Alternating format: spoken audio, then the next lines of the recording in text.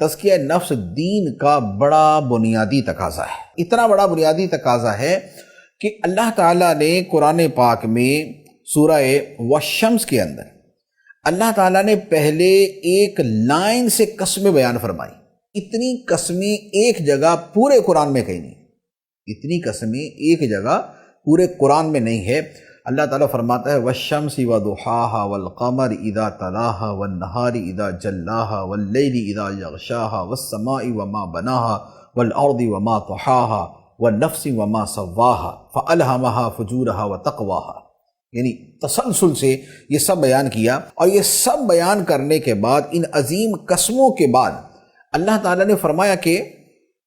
خدا نے نفس انسانی کو اس کا تقوی اور اس کا فسق و فجور دونوں الہام کر دیے، یعنی بندے کے اندر ان دونوں کے کرنے کی صلاحیت پیدا کی اور دونوں کی پہچان کی ایک بنیاد پیدا کر دی۔ اب اس کے بعد اللہ تعالیٰ فرماتا ہے قد افلح من زکاہا وقد خاب من دساہا، بے شک جس نے نفس کو پاک کر لیا وہ کامیاب ہو گیا، اور بے شک جس نے نفس کو گناہوں میں چھپا دیا وہ ناکام ہو گیا۔ گویا اتنی قسموں کے بعد کہ جس میں سورج کی قسم بھی ہے اور اس کے بنانے والے کی، چاند کی قسم بھی ہے اور اس کے چلانے والے کی، اور اس کے علاوہ رات کی قسم ہے، دن کی قسم ہے، نفس کی قسم ہے، نفس کو ٹھیک بنانے کی قسم ہے۔ ان سب قسموں کے بعد خدا نے فرمایا کہ بے شک کامیاب وہ شخص ہوا جس نے اپنے نفس کو پاک کر لیا، اس کا تزکیہ کر لیا۔ تو اس سے آپ سمجھیں کہ تزکیہ نفس ہمارے دین کا کس قدر بنیادی امر ہے، کس قدر بنیادی حکم ہے، کس قدر بنیادی تعلیم ہے۔ یہ تو ہے تخلیق انسانی، کہ تخلیق انسانی کے مقصد کو بیان کرتے بھی فرما دیا کہ فلاح اس نے پائی کہ جس نے اپنے نفس کو پاک کیا، اور دوسری طرف نبی کریم صلی اللہ تعالیٰ علیہ وآلہ وسلم جو رسول بن کر، نبی بن کر تشریف لائے،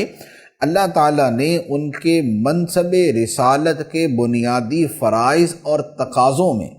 اس شے کو بیان فرمایا کہ وہ نبی دنیا میں کیوں تشریف لائے، خدا نے انہیں کیوں بھیجا ہے۔ هو الذی بعث فی الأمیین رسولا، وہی کہ جس نے ان پڑھ لوگوں میں ایک رسول مبعوث فرمایا۔ تو نبی کے جو فرائض منصبی ہیں ان میں ایک کیا بیان کیا، فرمایا وَيُزَكِّيهِمْ،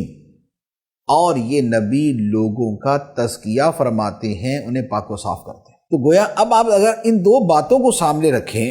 تو آپ کے سامنے کیا چیز آتی ہے کہ ایک طرف قرآن پاک کا واحد مقام کہ جہاں سب سے زیادہ قسمیں ایک مقام پر بیان ہوئی، وہاں پر اللہ تعالیٰ نے آخر میں جا کے جو مرکزی شے بیان فرمائی ہے وہ انسان کے نفس کا تزکیہ ہے، اس کے کردار کی پاکیزگی ہے، اس کا اپنے آپ کو بری خصلتوں عادتوں سے پاک کرنا ہے، جو روح کو علائشیں اور جو نفس کو گندگیاں لگ جاتی ہیں ان سے اسے ستھرا کرنا ہے، صاف کرنا ہے۔ تو تخلیق انسانی کے ساتھ اس کو بیان کیا، اور دوسری طرف سید دو عالم صلی اللہ تعالیٰ علیہ وآلہ وسلم کی تشریف آوری، جو اس کائنات کا سب سے عظیم ترین واقعہ ہے، اس واقعے کا، آپ کی تشریف آوری کا مقصد یہ بیان کیا کہ آپ لوگوں کا تزکیہ فرماتے ہیں۔